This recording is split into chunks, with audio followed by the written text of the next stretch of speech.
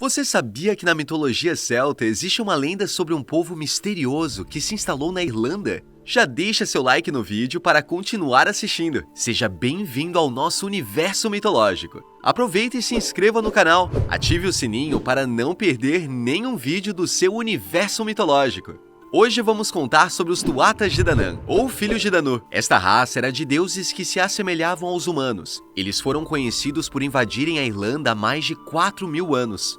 Um documento chamado Anais dos Quatro Mestres conta que os Tuatas governaram entre 1897 a.C. até 1700 a.C. Eles contam que esse povo veio de 4 cidades míticas da região do norte, chamadas Górias, Múrias, Fálias e Fínias. Os Tuatas de Danann possuem os conhecimentos e habilidades de toda a magia e ocultismo dessas cidades, que provavelmente está localizada na Noruega. Eles também possuíam 4 tesouros mágicos, sendo a Lança de Lugh, a Espada de Nuada, a Pedra do Destino e o Caldeirão de Dagda.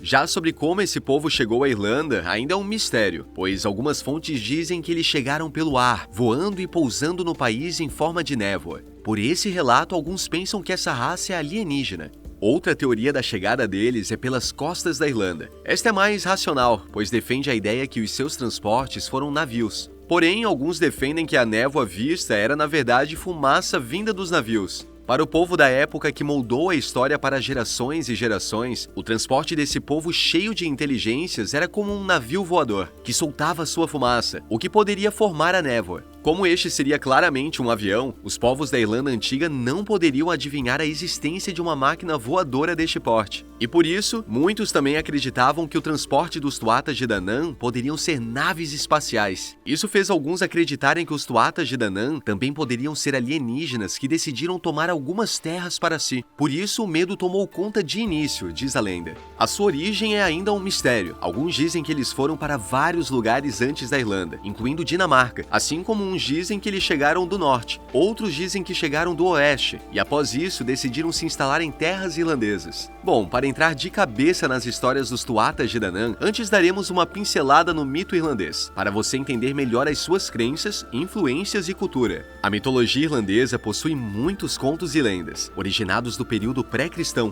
com alguns se perdendo na história durante a chegada deste período, enquanto outros apenas são passados por gerações, sem a criação de novos. Por mais que seja interessante, esse mito pode ser confuso às vezes, o que faz os historiadores dividirem toda a mitologia em ciclos. Dessa forma, há 4 ciclos principais, sendo divididos por tema e período: o ciclo dos reis, ciclo da mitologia, ciclo feniano e o ciclo do Ulster. Os personagens importantes dessa mitologia vêm de raças respeitáveis do país, tendo todas as origens que auxiliaram na criação de histórias da Irlanda Antiga. Os Tuatas de Danann assumiram o controle desde sempre entre as raças, sendo a raça que mais evocou divindades adoradas. O nome dos Tuatas de Danann se origina da Irlanda e faz menção à deusa Danu, uma das mais antigas da mitologia celta, conhecida como a Mãe.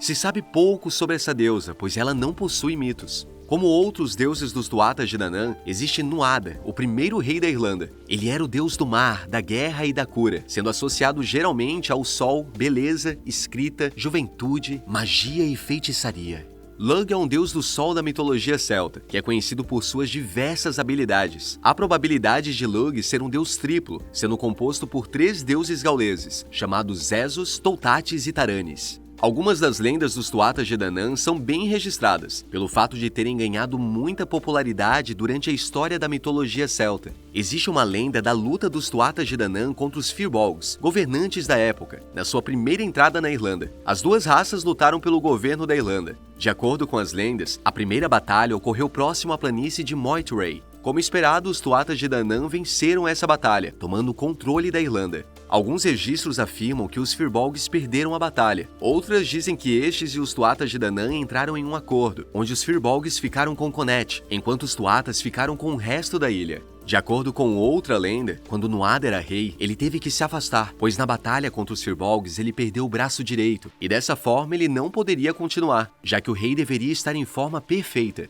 Já que Nuada perdeu seu braço, ele já não estava em boa forma, então sua posição foi para Bress, porém de forma temporária. 7 anos depois, Nuada tentou recuperar seu reinado. um irlandês chamado Credden o cedeu um braço de prata. Por isso ele também é chamado de Nuada Mão de Prata. Já outra lenda dos Tuatas de Danann possui relação com o domínio dos Milesianos, uma raça que existia na Irlanda Antiga. A lenda conta que quando os Tuatas de Danann venceram a batalha, eles fizeram um tipo de acordo com os Milesianos. Os Tuatas os expulsaram, mas prometeram que se estes conseguissem desembarcar na Irlanda outra vez, eles governariam a Irlanda. Dessa forma, os Milesianos se foram pelo mar. Após isso, os Tuatas provocaram uma gigante tempestade para impedir que os Milesianos não voltassem nunca mais. Após esse acontecimento, eles mantiveram a Irlanda longe dos olhos de outras raças ou guerreiros. Porém, os Tuatas de Danann não esperavam que os Milesianos retornariam para as terras irlandesas. Assim que estes voltaram à Irlanda, os Tuatas desapareceram para sempre dali. Há probabilidade de eles terem sido derrotados, e por isso sumiram, mas nada provado. Existem teorias que afirmam que os Tuatas de Danann não batalharam contra os Milesianos, pois previram com seus poderes sobrenaturais que perderiam de qualquer jeito. Assim, eles construíram seu próprio lugar nas colinas da Irlanda, sendo aquele o reino deles. Há relatos que contam que a construção da colina já existia e foi criada por eles bem antes da volta dos Milesianos. Relatos também contam que os Tuatas de Danann são vistos como o povo das fadas da Irlanda, pois após isso, eles viveram para sempre no subsolo. Na sua ida à Irlanda, os Tuatas de Danann levaram artefatos míticos com eles. Estes foram 4 tesouros poderosos que citei os nomes anteriormente. O primeiro tesouro era a Espada da Luz, criado na cidade de Fíndias por Uisias. Nuada foi quem levou a Espada da Luz consigo para a Irlanda. Essa espada possui descrições como uma tocha branca brilhante, o que também lembra um sabre de luz. O segundo tesouro era a Lança de Lug, feito em Golias por Esdras. Esta era uma lança que possuía muitas características e qualidades da Espada da Luz, e era de Lug, como o nome sugere. Ele a usou em várias batalhas e guerras. O terceiro tesouro levado pelos Tuatas de Danann foi o Caldeirão de Dagda, ou Caldeirão de Abundância.